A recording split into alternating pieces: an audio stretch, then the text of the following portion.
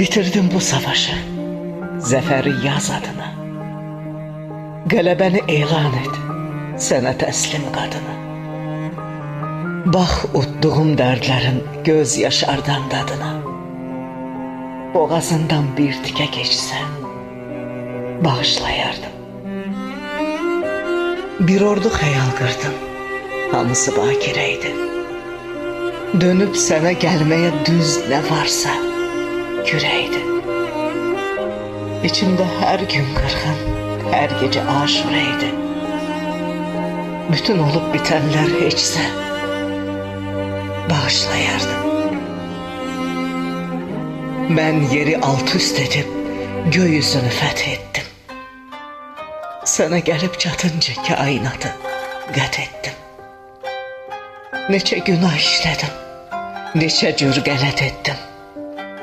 Səni sevmək ən böyük suçsa, bağışlayardım.